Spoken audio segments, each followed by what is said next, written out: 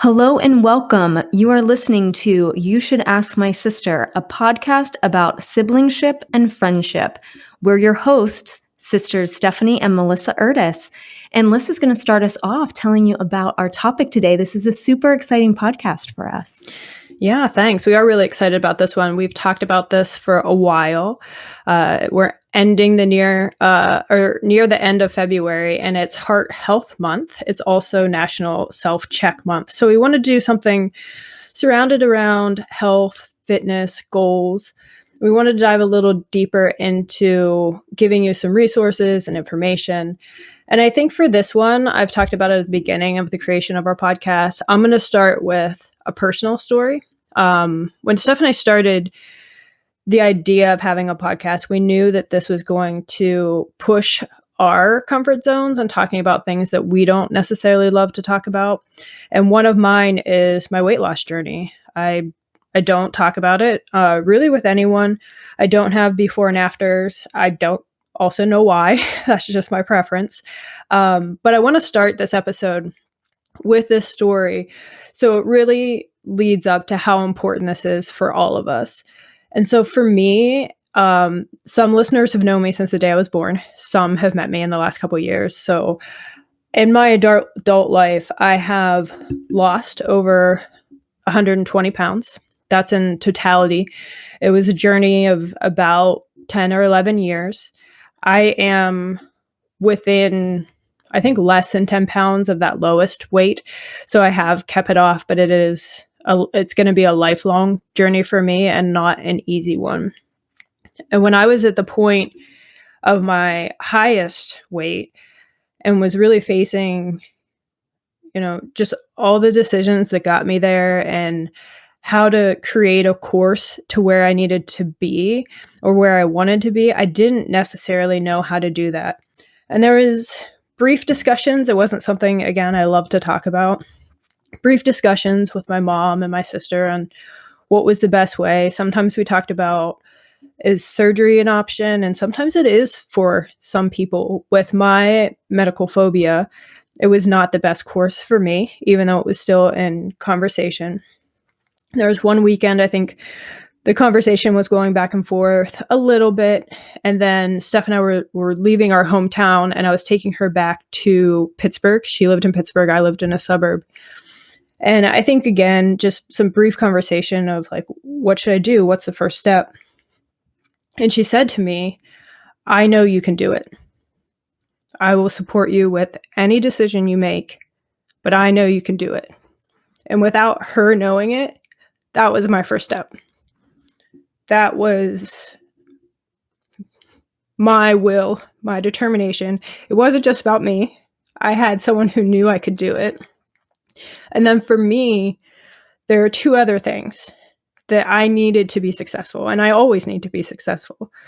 So the first step was me knowing I could do it and the determination to do it. The second was a support system. If you want to be on a journey towards a goal, you have to have supportive people around you, whether that is your friends, your family, your coworkers, an online community, wherever you can seek that support.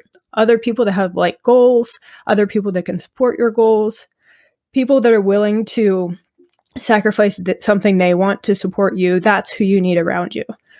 And also the third, and I think this is big for me, is resources and education. I didn't know that the decisions I was making were making such an impact on my health.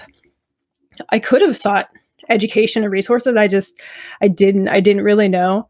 And that was so important for me to understand the calorie intake and the output that needed and different things I could do to reach my goals.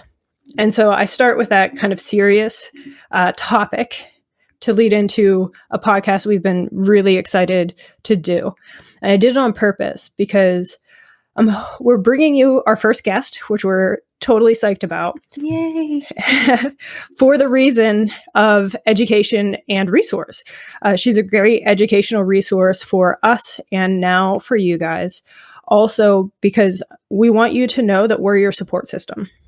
If anyone needs support or isn't reaching a goal they want, reach out. Steph and I have been there. So is our guest. Like, whatever you need to be supported or feel hyped, we're here. But I really want, the meme that says, I don't know who needs to hear this, but we know you can do it. If you are in some path of health that you want to improve, we know you can do it. And so we hope that gives someone a little bit more will or determination to get there. So without further ado, I'm going to introduce our very first guest to You Should Ask My Sister. Her name's Kelly Stenger. She's a health and wellness coach for the company that I work for. She was one of the first coaches I met on my journey and has been support ever since. She has a bachelor's in exercise science from Slippery Rock University, also an MBA with a concentration in health administration, and she's a certified health coach through American Council of Exercise.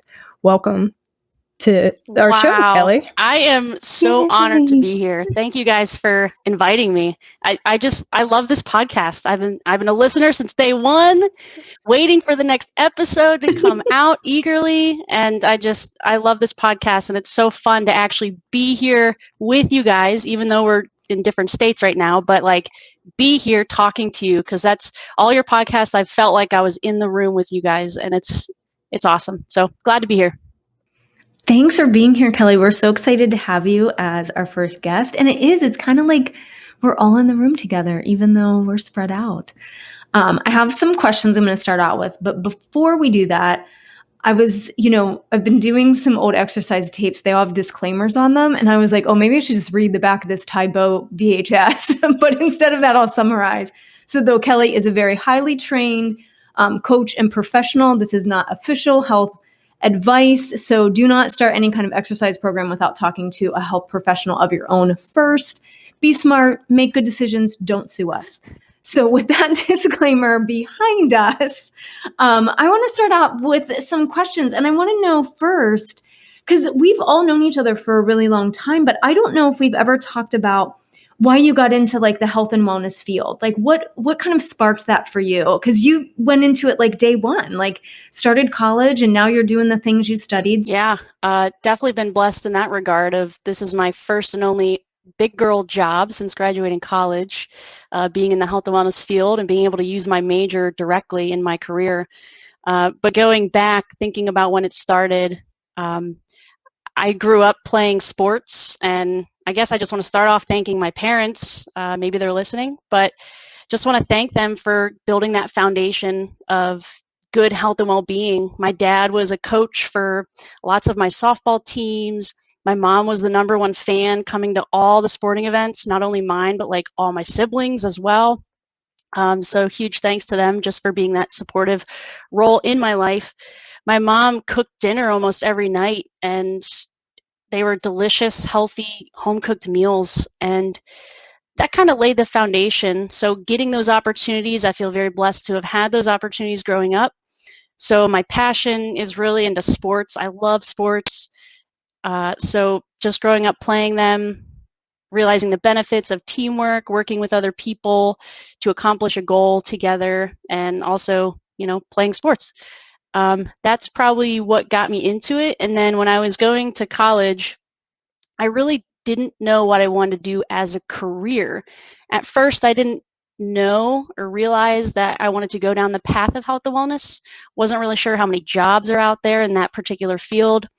So when I enrolled in community college, my first major that I quote unquote declared was accounting, surprisingly.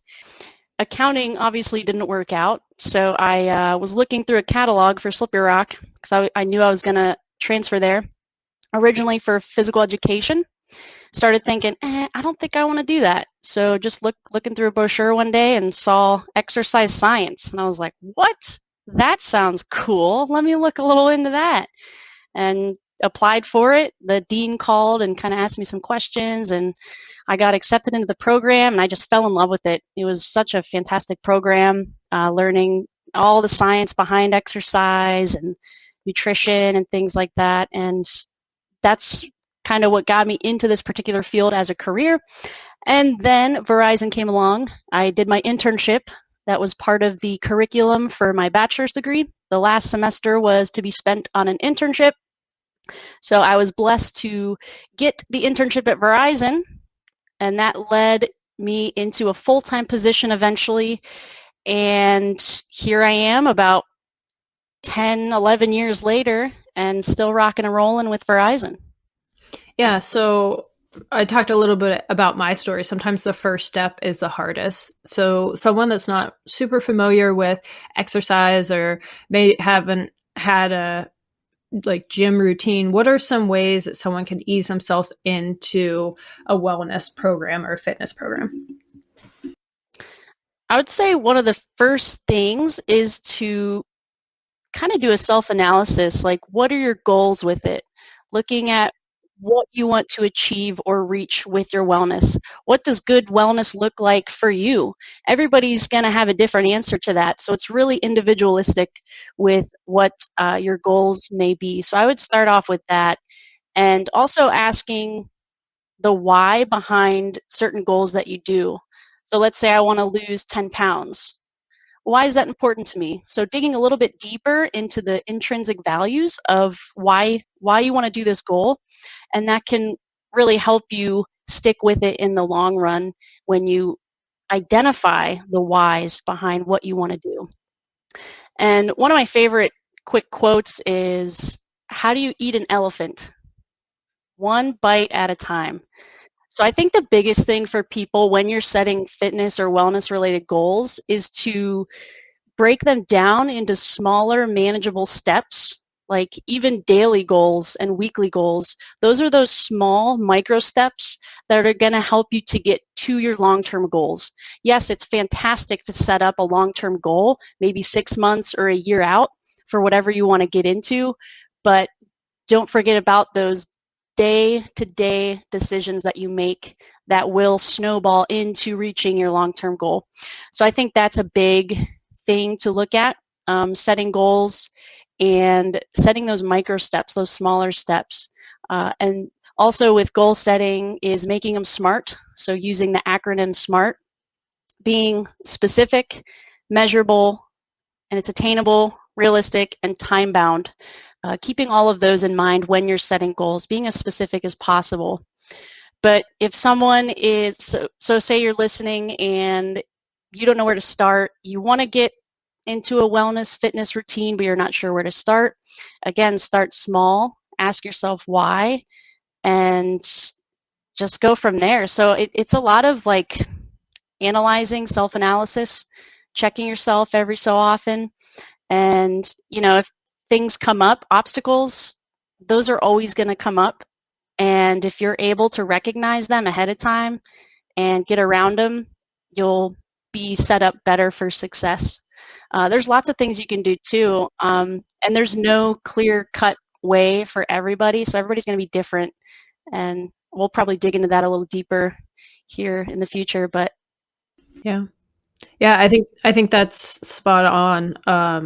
Know why you're doing something, set up attainable goals, and one step at a time. You notice Kelly didn't say get to the gym and run 3 miles because everyone's path is different, and understanding what you want and how you can do it is so important. So good. yeah, I have a cool story. I can't remember where I heard it, but it was all about breaking it into smaller steps. So there was a person that was working with a client, helping them work through some health and wellness goals. And so this person was currently not exercising. Their goal was to get into a routine of walking on the treadmill a few times a week.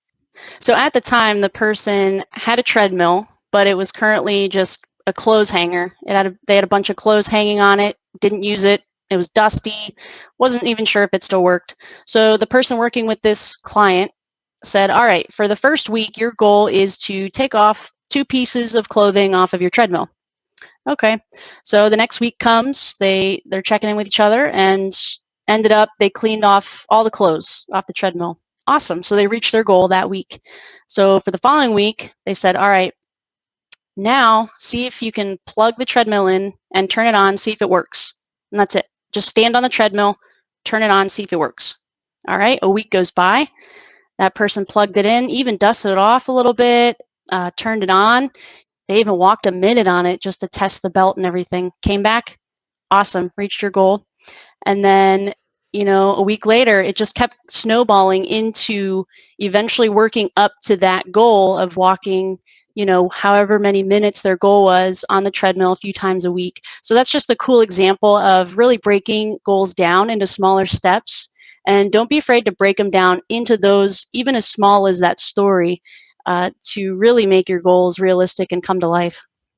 I think that's a great example of kind of those micro steps that you were talking about, those like weekly micro steps.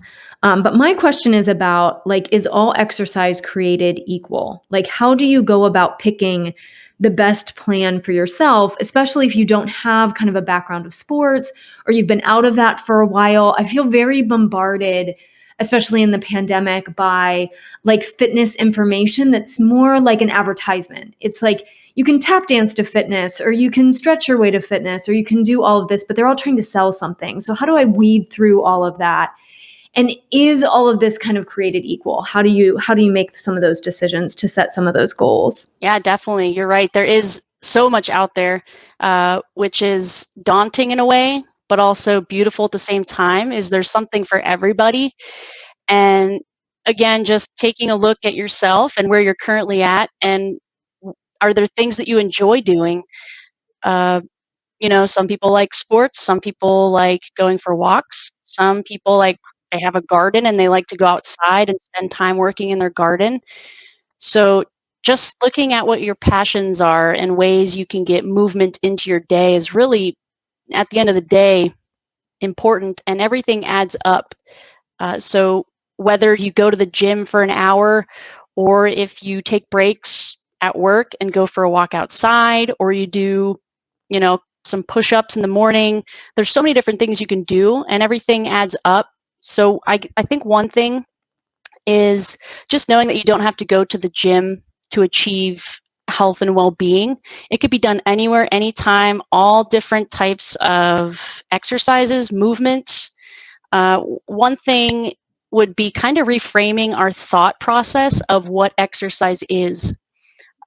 So again, it's not killing yourself in the gym all the time. It's how can you add movement into your day? How can you increase your heart rate a little bit on a daily basis? And you can get creative with it. And again, finding things that you enjoy doing. The recommendations for the general population for adults is to accumulate 150 minutes of cardiovascular exercise per week. So that would be 30 minutes per day, roughly, and that's moderate intensity. So getting the heart rate up a little bit. And then also looking at the other parts of fitness, I would break them down into two other categories. So there's cardio, things that get your heart rate up, and then there's also strength training. So working your muscles, building that healthy muscle mass. And it's especially important to include resistance training into your routine as we age, because as we get older, it's inevitable that our muscle mass will slowly decrease unless we perform strengthening exercises. So it becomes very important as we age. It helps with our bone density and so many other things. We can burn more calories, our body's at rest if we have more muscle mass. So there's lots of benefits to strength training.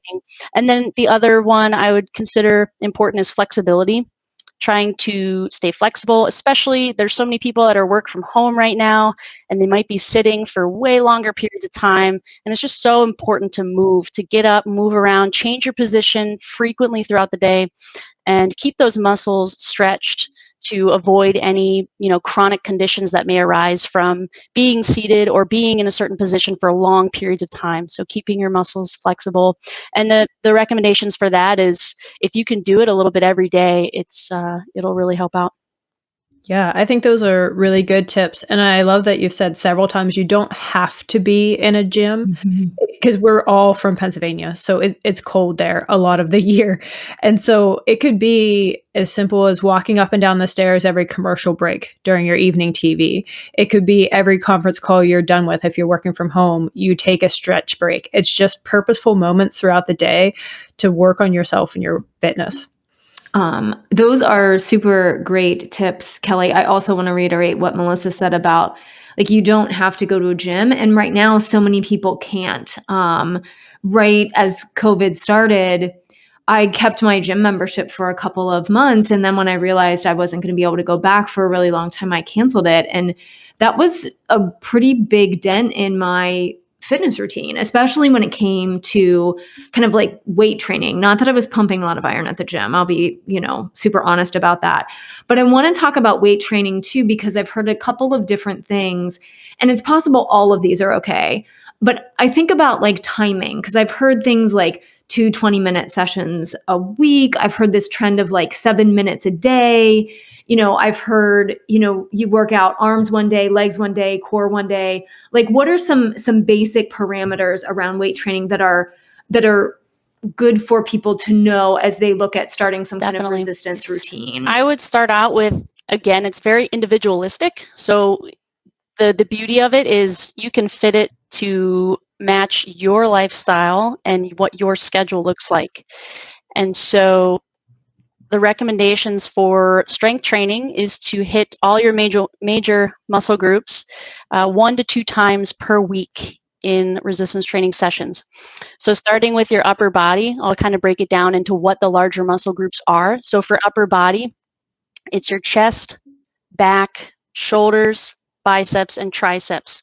So if you can hit each of those muscle groups for at least 1 to 2 exercises on 1 or 2 days each week, that would fulfill that goal.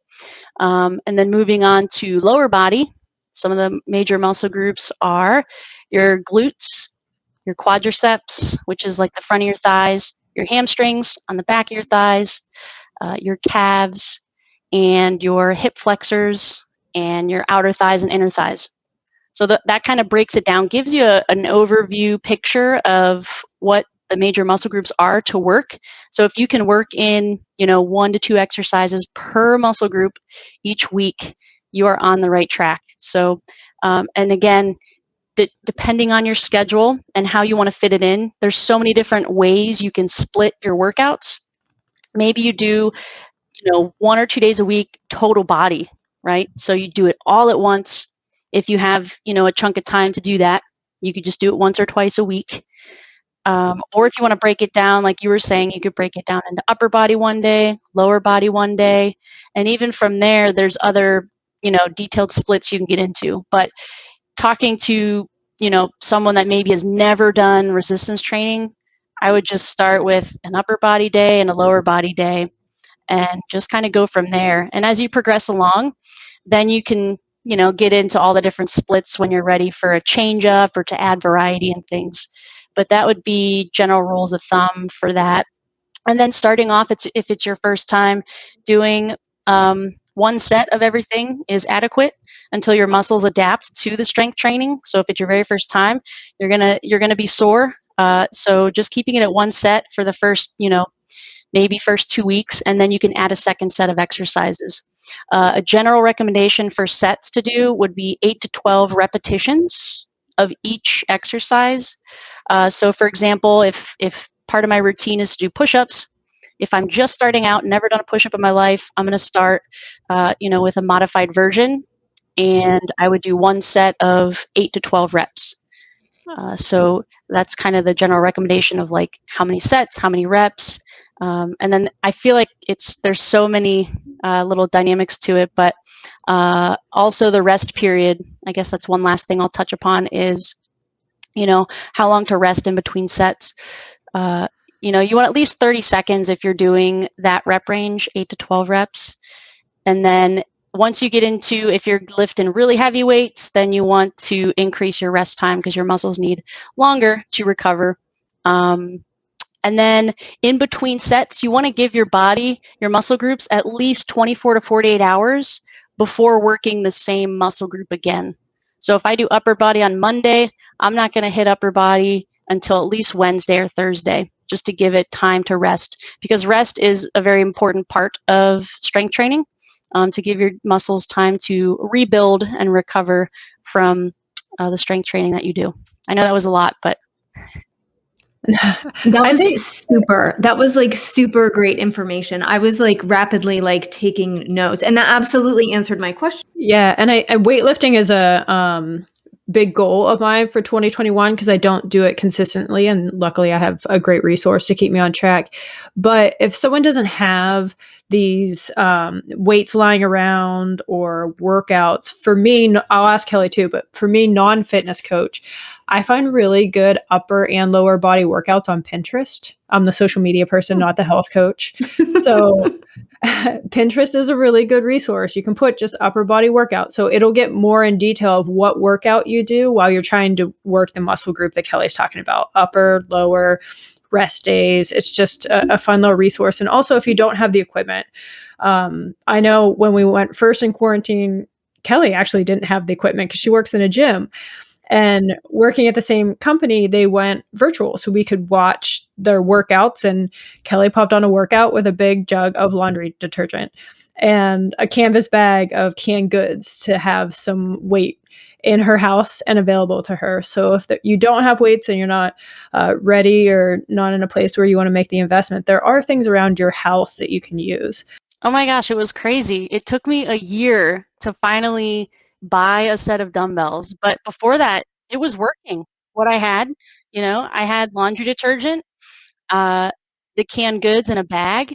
One of the first weeks early on during the pandemic when the toilet paper shortages were out there, I did a fun workout with like rolls of toilet paper. It was kind of funny, but using resources that you have and yeah, just get creative. And you don't necessarily need weight.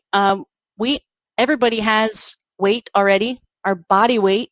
There's so many body weight exercises that you can do out there. So that's a great place to start too.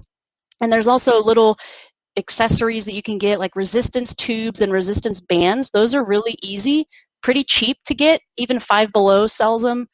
You can get them on a very reasonable price, and there's lots of different things you can use resistance bands and tubes for to provide that resistance. And those are easy to travel with too. If you are traveling and want to stick with a routine that you have, that's a good option too.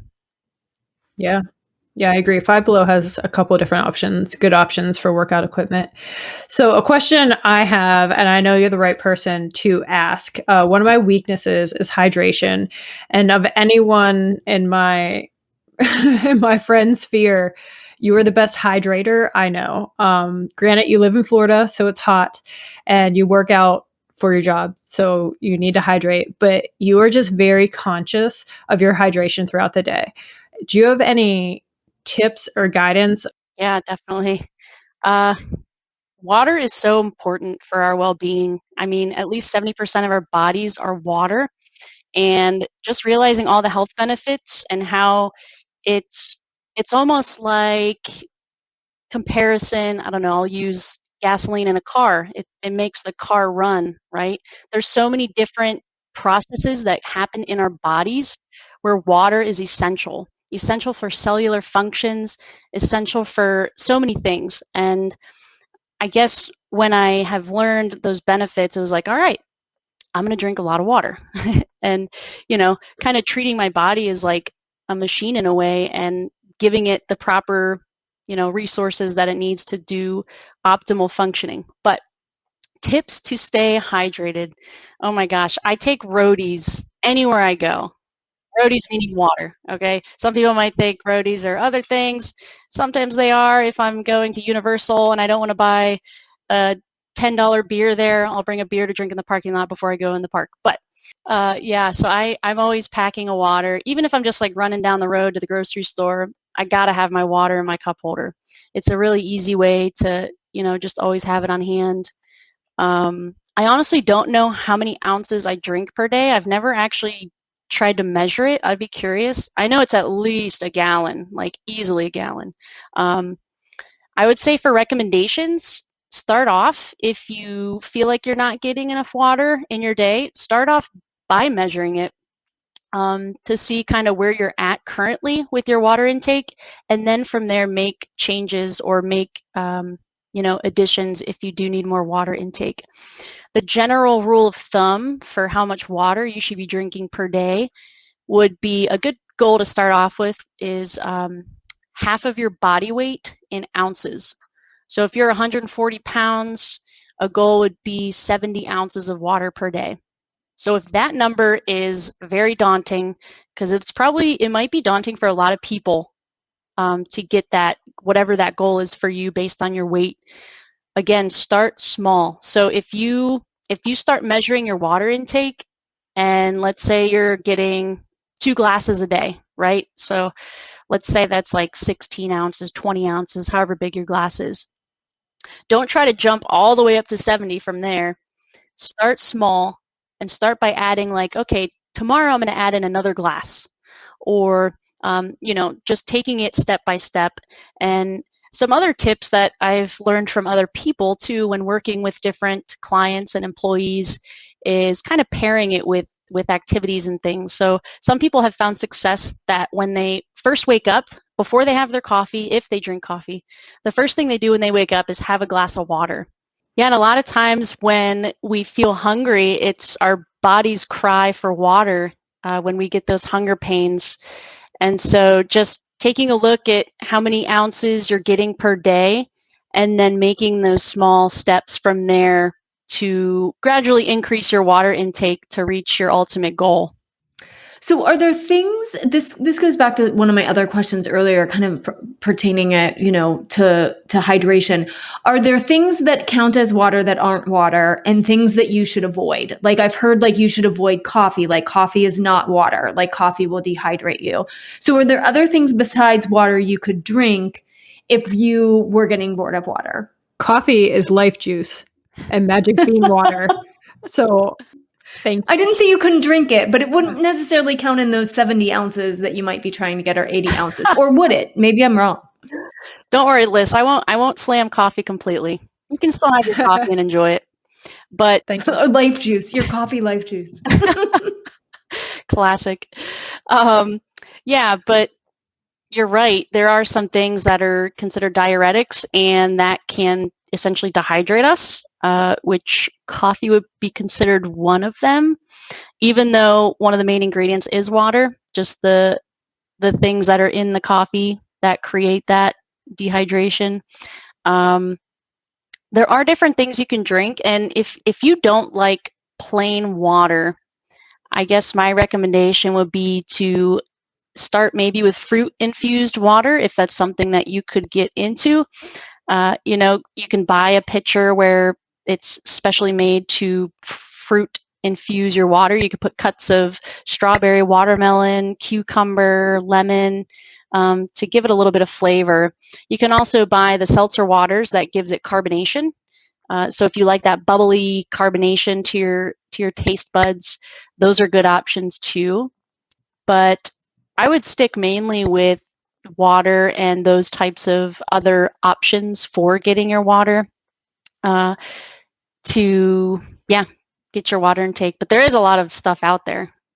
For sure. When we think about wellness, one of the things that I find frustrating is we put so much emphasis on weight. Like it's, you lost 10 pounds or you lost 12 pounds. And I feel like that's such a poor indicator of wellness overall. Are there other benchmarks people could set for themselves besides like a weight? Like you use the example of like, I'm going to lose 10 pounds to look better for my cruise. I think that's common. Like people have a weight goal, but I also feel like that's maybe not a fitness goal. And so are there other things that when people are achieving their goals that they're going for other than like a weight or a measurement of that kind? Yeah, definitely. There's lots of different goals that people set aside from just focusing on your weight.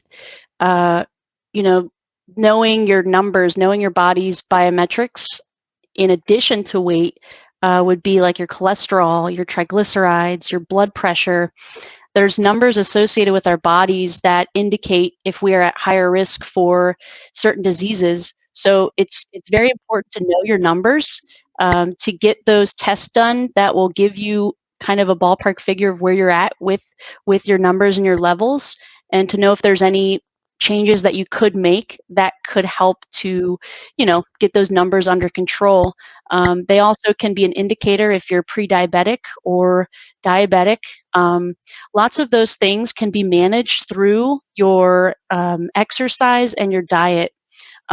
Those two are lifestyle choices that you can control and help to control your numbers. Of course, there are some Other factors besides things that are in your control, such as your genetics, can play a role. So some folks, that have a good, healthy lifestyle might just be more susceptible to some of those things just based on their genetics.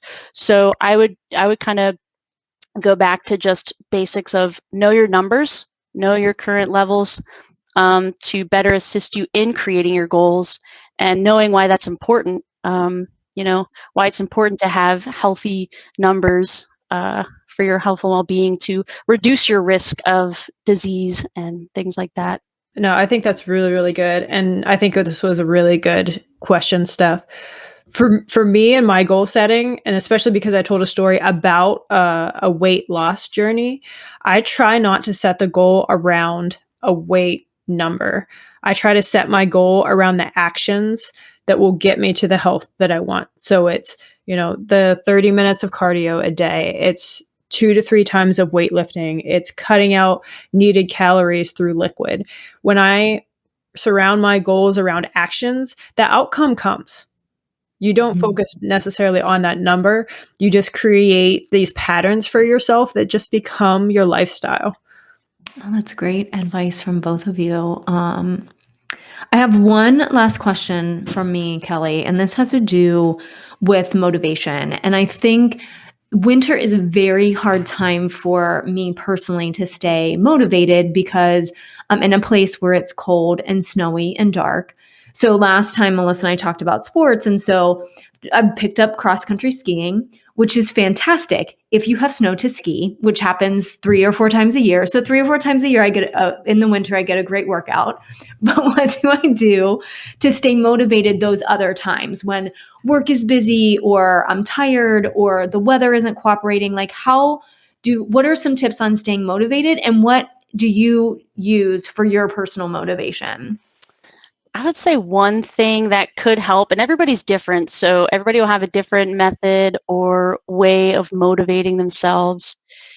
One could be like creating a mantra for yourself or creating sticky notes that like have reminders to stand up and stretch and move. And again, going back to digging into the reason of why this is important to you.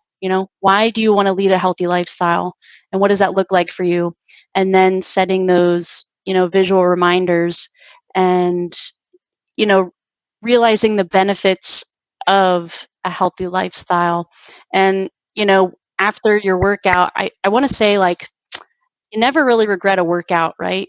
The hardest part is starting. That is absolutely the hardest part of anything. Whether you're trying to go to the gym and you're waking up in the morning, hardest part is not hitting snooze. As soon as you get your feet on the floor, it's pretty much smooth sailing from there. Um, you know, so really keeping that in mind is, as long as you can just get on your feet and get going.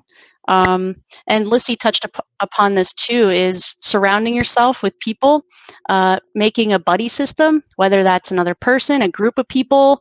You can do little fun competitions if people have smart devices or Fitbits, whatever it might be. And just having an accountability partner, someone that can hold you accountable if that's something that you're interested in, that would help you to check in with and keep you going.